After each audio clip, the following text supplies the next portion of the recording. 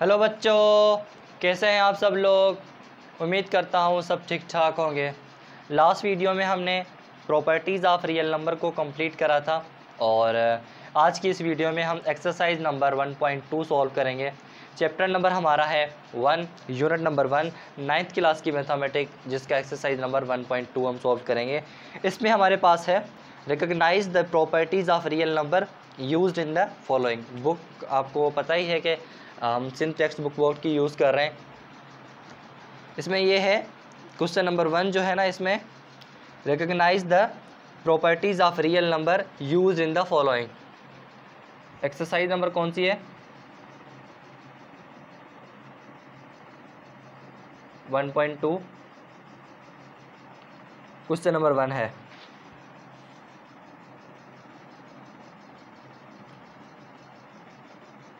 Recognize the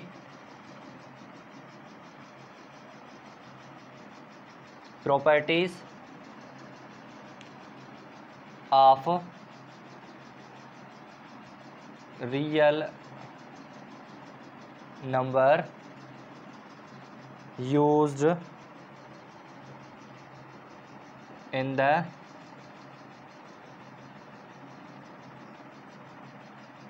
following. कुछ questions हैं जिसमें रियल नंबर की बहुत सारी प्रॉपर्टीज़ यूज्ड हैं और हमें रिकग्नाइज़ करना है कि इसके अंदर कौन कौन सी प्रॉपर्टीज़ यूज़ करनी है। सबसे पहला जो क्वेश्चन है उसमें क्या है? 1/2 plus 2/3 is equal to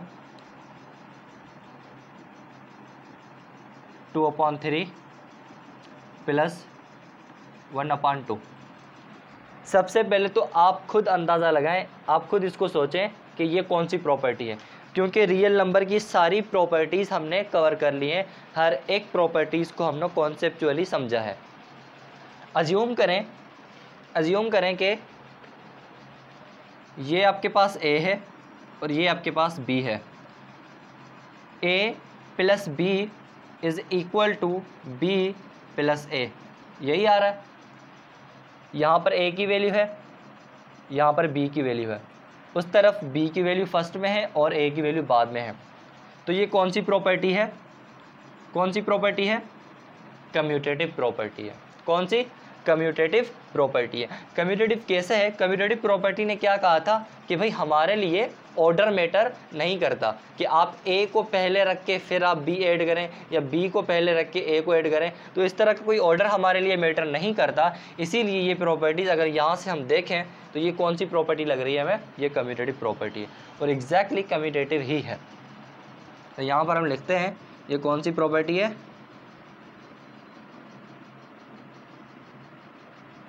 commutative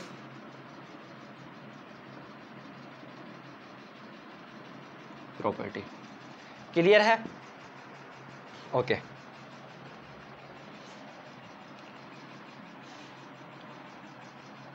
next question है हमारा। नेक्स्ट क्वेश्चन, इसको भी मिटा लेते हैं हम।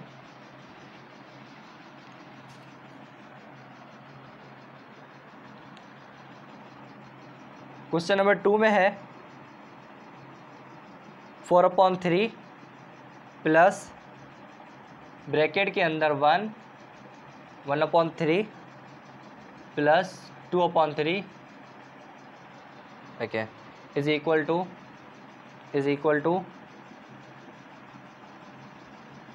4/3 प्लस 1/3 प्लस 2/3।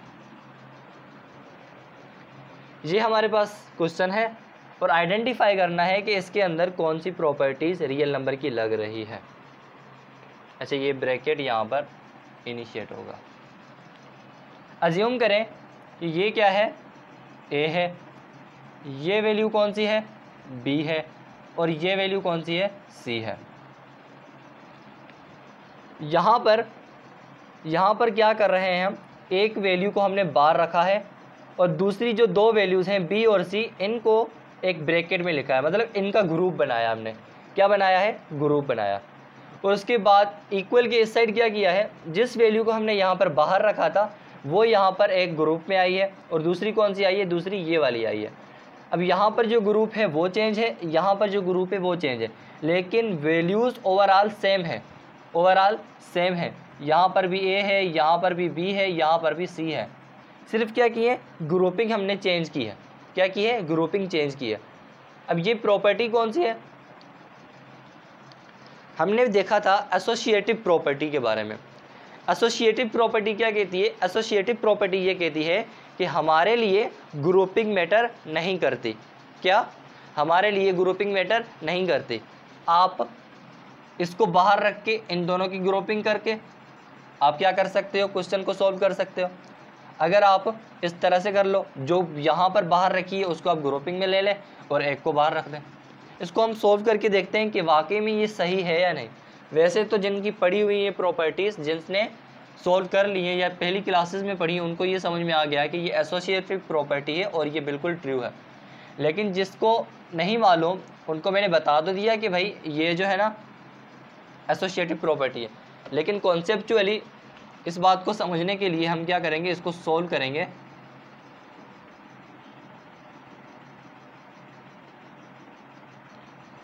अब सॉल्व कैसे करेंगे, मैथमेटिक के कुछ बेसिक प्रिंसिपल से लगेंगे।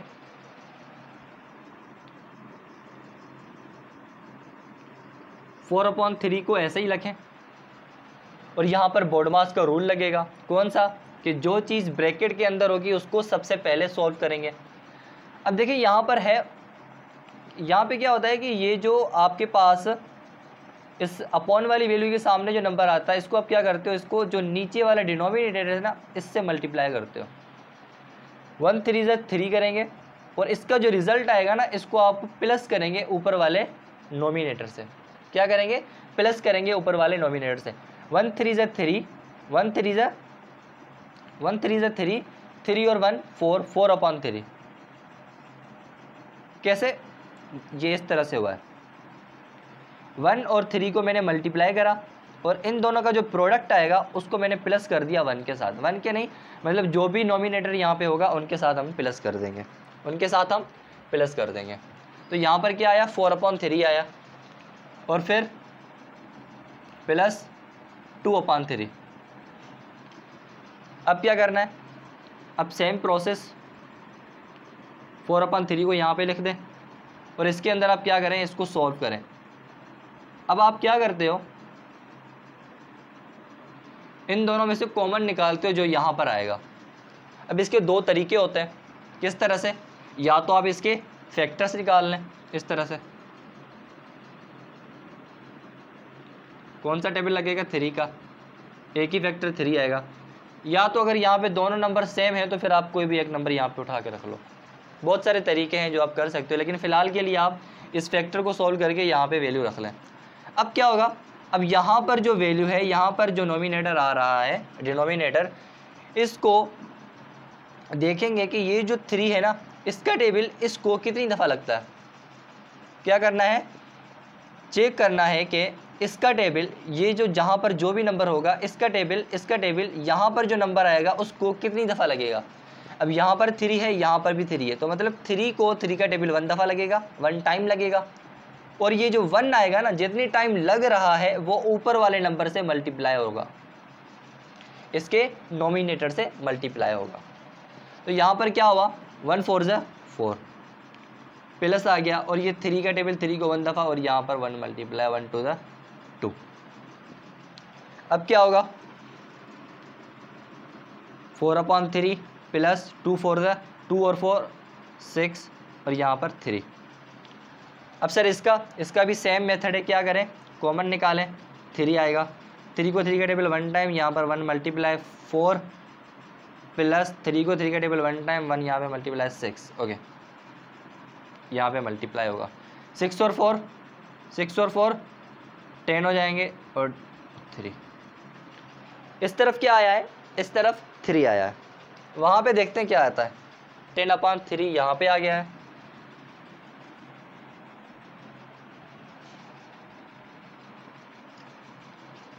फोर अपॉन 3 और इसका क्या आ गया, इसका 4 अपॉन 3 आया था। 4/3 प्लस 4/3 प्लस 2/3। अब क्या करें, कॉमन निकालें, 3 निकलेगा, 4 प्लस 4 कैसे आया सर, 3 को 3 का टेबल एक टाइम लगा और एक यहाँ पर मल्टीप्लाई हुआ, 1 4 ज़ा 4 आया, फिर यहाँ पे प्लस की साइन आई, प्लस की साइन आई, 3 को 3 का टेबल 1 टाइम लगा, 1 टाइम लगा और 1 यहाँ पर मल्टीप्लाई हुआ, 1 4 ज़ा 4। ओके, फिर यहाँ पे 2/3 सेम लिखें, 4 4 8 8/3। ओके, प्लस में 2/3। अब कॉमन निकालें, 3 आएगा, 3 को 3 का टेबल 1 टाइम, यहाँ पे 1 मल्टीप्लाई होगा, यहाँ पे भी 1 और 8 प्लस 2/3 और ये क्या होगा 10/3। सेम आया है, सेम आया है। तो एसोसिएटिव प्रॉपर्टी के लिए ग्रुपिंग मैटर नहीं करती, एसोसिएटिव प्रॉपर्टी के लिए ग्रुपिंग मैटर नहीं करती। और ये प्रॉपर्टी कौन सी है, ये प्रॉपर्टी है associative property. A B C, पहले बी और सी को ग्रुपिंग की है और यहाँ पर क्या करा है, ए और बी को ग्रुपिंग करा है। एसोसिएटिव प्रॉपर्टी यही कहती है कि ग्रुपिंग मैटर नहीं करती, जिस तरह से भी आप उसको सोल्व कर सकते हैं। क्लियर है? ओके।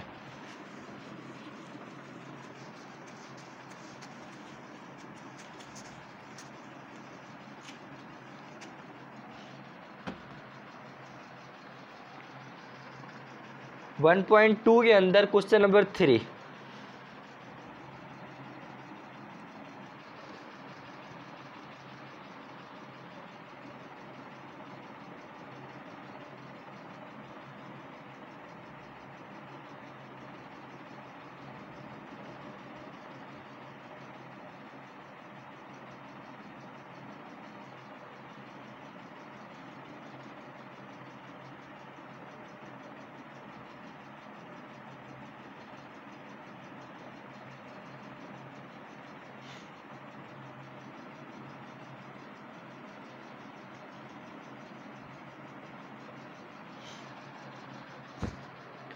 कौन सी प्रॉपर्टी है ये, कौन सी प्रॉपर्टी है,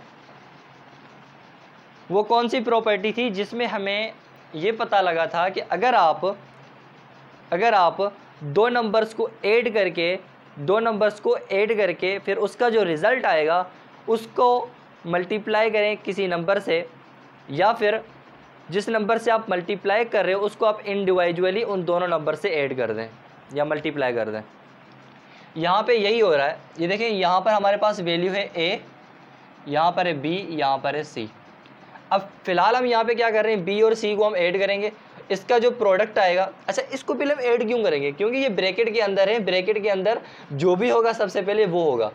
अब यहाँ पे अंदर एडिशन हो रही है तो ये दोनों पहले ऐड होंगे। अब इनका जो रिजल्ट आएगा वो किससे होगा, मल्टीप्लाई 9 से होगा। अब ये प्रॉपर्टी कौन सी, ये आप आइडेंटिफाई करके मुझे बताएं, अपना दिमाग लगाएं। ओके, या फिर अगर आप इस तरह से करते हो तो भी ये सही है, और अगर आप इस तरह से करते हो मतलब 9 और a को, मतलब a और b को मल्टीप्लाई करें फिर आप ऐड कर दें, फिर और a और c को मल्टीप्लाई करें, इसका रिजल्ट और इसका रिजल्ट सेम ही आएगा। अब ये प्रॉपर्टी कौन सी है, ये प्रॉपर्टी है distributive property over addition, distributive property of multiplication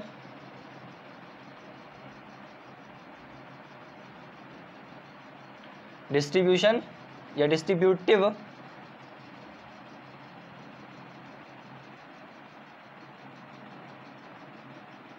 property of multiplication over addition, over addition, ये प्रॉपर्टी ये वाली है। आप इसको वेरीफाई भी कर सकते हो।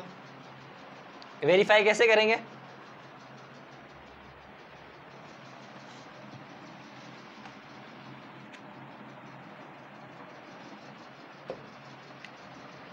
आइए करते हैं वेरीफाई। 9 और 9 में से कॉमन क्या निकलेगा, अगर दोनों सेम है तो कोई भी एक उठा के नीचे रख लो। ओके, 9 को 9 के टेबल 1 टाइम लगेगा, 1 मल्टीप्लाई होगा 10 से, दोनों तरफ यही होगा, प्लस क्या होगा 20 होगा। सही है, यहाँ पे भी 9 है और 9 को 9 के टेबल 1 टाइम लगेगा, 1 यहाँ पे मल्टीप्लाई होगा, 1 20 था 20। ओके, अब क्या होगा, 10 और 20 30 डिवाइड बाय 9। अब ये ब्रैकेट के साइन हटा लें क्योंकि ये ऑलमोस्ट हल हो चुका है। 9 गया 9 में से। अब ये नहीं पूछना कि सर ये गया कैसे, 9th की मैथमेटिक्स आप पढ़ रहे हो, ये रूल्स आपको आने चाहिए। नहीं आते मैं आपको फिर से बताता हूँ।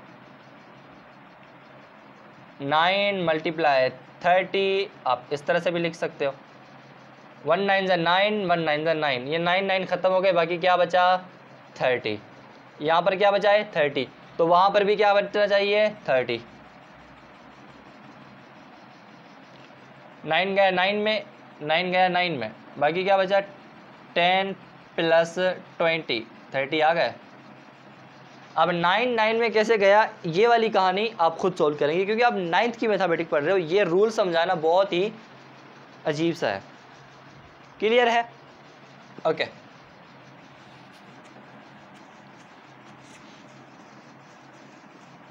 अब हमारे पास है 4th क्वेश्चन।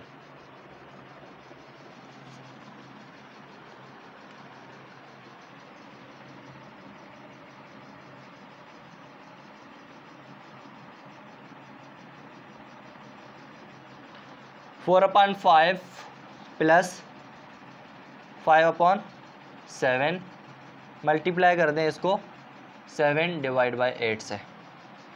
ये इक्वल है किसके,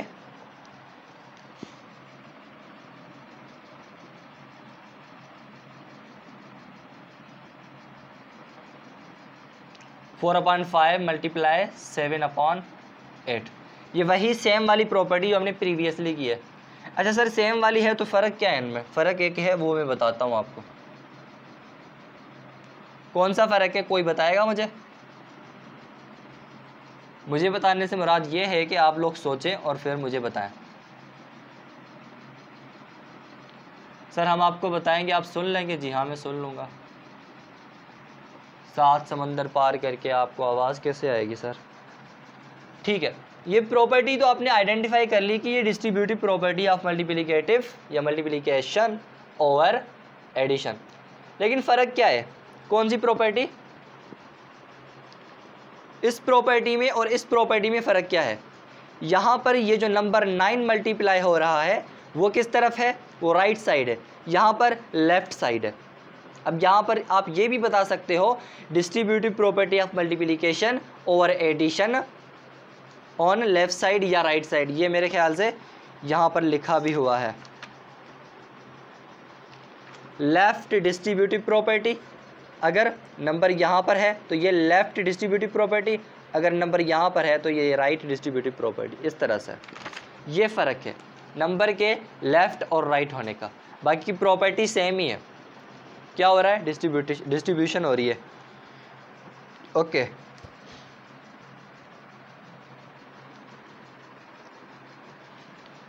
क्वेश्चन नंबर 5, 7/5 माइनस 3/5 कौन सी प्रॉपर्टी है? Distributive property of multiplication over subtraction, क्योंकि इसके अंदर सब्सट्रैक्शन हो रही है। ओके क्वेश्चन नंबर 6 कौन सी प्रॉपर्टी है? Commutative property with respect to multiplication. कैसे सर? D/C मल्टीप्लाई E/F, मतलब A multiply B multiply C। Value same है, सिर्फ ऑर्डर चेंज हो रहा है। Question number 7 associative property with respect to multiplication. Question number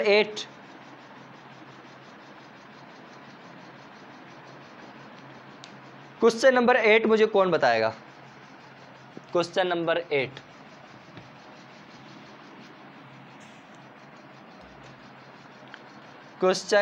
8 कौन बताएगा?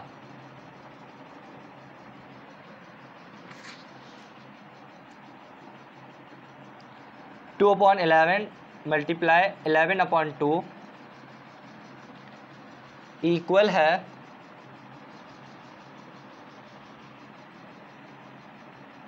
11/2 मल्टीप्लाइड 2/11 और ये इक्वल है 1 क्या? कौन बताएगा मुझे?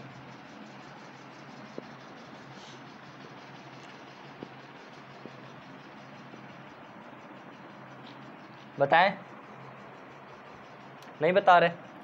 ठीक है, मैं बता देता हूँ। मल्टीप्लिकेटिव इनवर्स क्या है?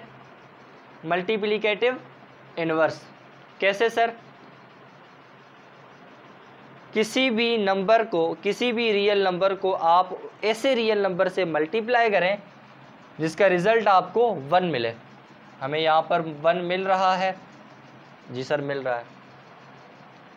11 में से कट, 2 में से कट, मतलब 11 को टेबल 11 को एक दफ़ा, यहाँ पे भी 1 बचा, यहाँ पे भी 1 बचा, यहाँ पे भी 1 बचा, यहाँ पे भी 1 बचा। 1 1 ज़ा 1, 1 1 ज़ा 1, 1/1 अपॉन वाला छोड़ दें, यहाँ पर 1 बचा, यहाँ पर भी 1 ही बचेगा। कौन सी प्रॉपर्टी है? कौन सी? मल्टीप्लिकेटिव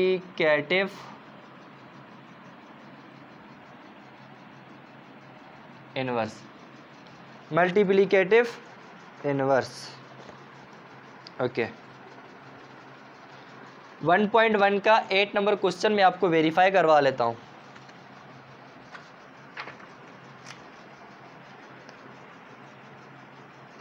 ओके,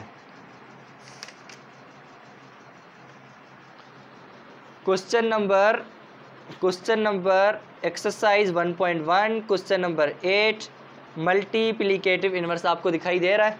दिखाई दे रहा है? Question number 8 multiplicative inverse. Okay okay sir, समझ में आ गया सर। सर समझ में आ गया, आपने सही कहा बिल्कुल। अब कौन सा क्वेश्चन है? Question number 9। क्वेश्चन नंबर 9 में क्या है देखें ज़रा। 3/5 प्लस ब्रैकेट के अंदर माइनस, ये क्या है? एडिटिव इनवर्स है। आपको क्या मिल रहा है? 0 मिल रहा है। सर थोड़ा समझा भी दें। अब आप YouTube पर पढ़ा ही रहे हैं तो थोड़ा सही से पढ़ा लें। भाई पढ़ा लेता हूँ।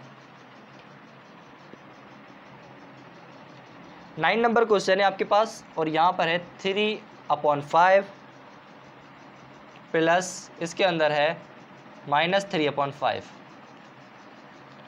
-3/5। अब मुझे बताएं 5 का एडिटिव इनवर्स क्या होगा? -5, 0 बचेगा। -9 का +9, 9 में से 9 के 0 बचा। यहाँ पर 3/5 है तो इसका क्या होगा? -3/5, ये कट हो गया, 0 बचा। और जिसमें 0 बचे और वो ऐड या सब्ट्रैक्ट हो तो क्या हो जाएगा? वो additive inverse. Okay, question number 10 देखें। A/B multiply B/A, multiplicative inverse, क्योंकि हमें रिटर्न में 1 मिल रहा है। 15/10 मल्टीप्लाई 8/5 -4/10, क्वेश्चन नंबर 11। कौन सी प्रॉपर्टी है ये? Distributive property of multiplication over subtraction. Question number 12। कौन सी प्रॉपर्टी है? Multiplicative inverse, multiplicative inverse.